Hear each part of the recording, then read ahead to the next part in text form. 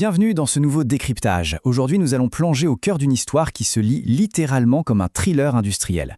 Nous allons décortiquer ensemble l'ascension fulgurante, la chute, disons-le brutale, et l'évasion complètement folle de Carlos Ghosn, l'ancien titan mondial de l'automobile.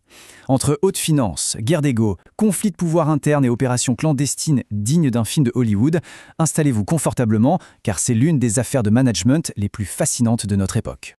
Alors, plongeons directement au cœur de l'action. Nous sommes le 19 novembre 2018. Imaginez la scène. Le maître absolu du monde automobile pose son jet privé à l'aéroport de Haneda au Japon, et là, stupeur générale. Il est menotté sur le tarmac, quelques instants seulement après sa descente de l'avion. Et attention, ce n'était pas du tout un hasard. C'était l'aboutissement implacable d'une enquête interne menée dans le plus grand des secrets.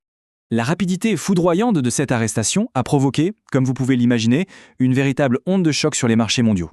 Du jour au lendemain, l'architecte de cet édifice titanesque qu'était l'Alliance s'est retrouvé hors jeu.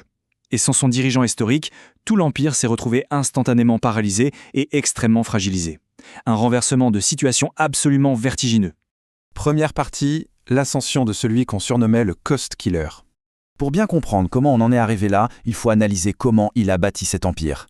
Sa méthodologie, elle s'est forgée sur le terrain. Déjà, dans les années 90, chez Michelin en Amérique du Nord, il sauve la fusion avec Uniroyal Goodrich avec des méthodes drastiques.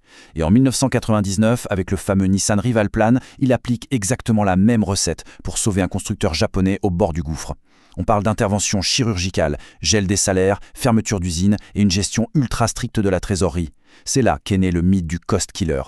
Ce qui est vraiment intéressant à noter, c'est que ces stratégies, fondées sur des objectifs ultra quantifiables et un management multiculturel appris lors de l'hyperinflation au Brésil, ont été redoutablement efficaces. Mais le revers de la médaille, c'est que ce succès éclatant a créé autour de lui une aura d'invincibilité totale. Et ça a justifié une centralisation du pouvoir absolument sans précédent entre ses seuls mains.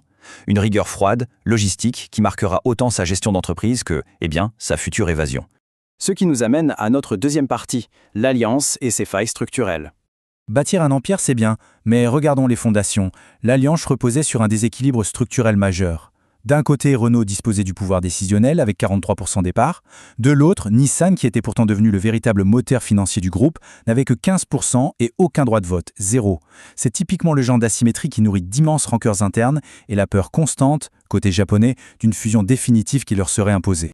Et pourtant, malgré toutes ces frictions souterraines, l'Alliance a accompli l'impensable. En 2017, boum, la structure devient le numéro 1 mondial en volume de vente de véhicules.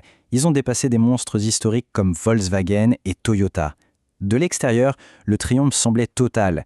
Mais attention, si on creuse un peu, les données financières racontent une histoire bien plus nuancée. Regardez bien, le maintien de cette asymétrie a provoqué une forte volatilité. Le sommet massif atteint par les actions en 2017 a commencé à s'effriter, pour se transformer en un déclin très net, et ce, bien avant l'arrestation de novembre 2018. C'est un indice crucial, les marchés sentaient déjà une fatigue systémique et l'imminence d'une crise de gouvernance profonde. Troisième partie, le choc carcéral japonais. Le récit bascule totalement. Fini les conseils d'administration, bienvenue dans la dure réalité du système judiciaire nippon. Le mécanisme au cœur de cette affaire s'appelle le Daiokan-goku. En gros, c'est un système qui permet au procureur de maintenir un suspect en détention de manière presque systématique, tout simplement en empilant de nouvelles accusations consécutives, comme la dissimulation de revenus. Quand on compare ça aux standards européens de procès équitable, le choc est brutal. Le contraste est sidérant. Imaginez le PDG ultime, habitué à un contrôle absolu, soudainement plongé dans un isolement informationnel total au centre de Kosuge. Une cellule de 3 mètres sur 3, les lumières allumées en permanence, des interrogatoires sans avocat et l'interdiction de voir sa famille. Ça a déclenché un tollé mondial. Des observateurs internationaux ont fermement dénoncé ces conditions, parlant de violations flagrantes des droits de la défense. Face à cette épreuve, le principal intéressé n'a pas mâché ses mots. Il a qualifié ces conditions de tentative délibérée d'extorquer des aveux en brisant littéralement son endurance psychologique. Ce n'était plus de la justice à ses yeux, c'était une guerre d'usure punitive. Quatrième partie, l'exfiltration et la boîte noire. On entre en plein film d'espionnage. Acculé, l'homme d'affaires prépare sa sortie. Et quelle sortie!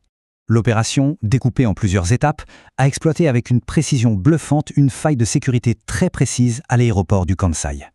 D'ailleurs, il est fascinant de voir à quel point la rigueur logistique, l'évaluation des risques et l'exécution de cette fuite sont le reflet parfait des méthodes de gestion du cost killer lui-même.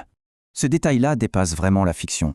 Pour déjouer les scanners de sécurité, il s'est recroquevillé dans une grande malle noire servant au transport de matériel audio qu'on avait discrètement percé de trous d'aération. Il s'est littéralement métamorphosé en cargaison intraçable. C'est sans doute l'un des stratagèmes les plus rocambolesques de l'histoire moderne des grandes entreprises. Et il ne s'est pas fait aider par n'importe qui. On parle ici d'un niveau d'opération paramilitaire orchestré par Michael Taylor, un ancien béret vert américain. Ils ont utilisé de faux plans de vol pour brouiller les pistes et ont visé des pays sans traité d'extradition avec le Japon. C'était une véritable mission de sauvetage tactique, à des années-lumière des réunions feutrées des conseils d'administration. Ce qui nous amène enfin à notre 5e partie, les leçons d'une chute. Pour tous ceux qui s'intéressent au management, c'est une étude de cas absolument magistrale. L'affaire illustre parfaitement le risque de l'homme clé. Quand on centralise le pouvoir à l'extrême, on crée une immense vulnérabilité institutionnelle. Ça met aussi en lumière l'échec total des mécanismes de contrôle financier qui ont été complètement aveugles, tant chez Renault que chez Nissan. La leçon est claire, une alliance internationale a besoin d'une gouvernance transparente et de véritables contre-pouvoirs équilibrés pour survivre. Mais il reste des zones d'ombre. En repensant à cette fameuse chute des actions juste avant son arrestation, on est en droit de se poser une question assez troublante. Était-ce seulement dû à une fatigue opérationnelle, ou certains initiés réagissaient-ils déjà, discrètement, au coup d'état interne qui se tramait dans l'ombre depuis des mois? Et c'est là-dessus que nous allons conclure, sur ce mystère profondément provocateur qui plane encore sur l'industrie. S'il avait découvert le complot à temps, aurait-il pu forcer cette fameuse fusion permanente et éviter le piège de Haneda? On ne le saura jamais. Mais ça prouve une chose de manière éclatante. Dans les plus hautes sphères du pouvoir, la frontière entre stratégie d'entreprise et guerre d'espionnage est parfois si fine qu'elle en devient invisible. De quoi nous faire totalement repenser la fragilité des empires économiques que l'on croit intouchables.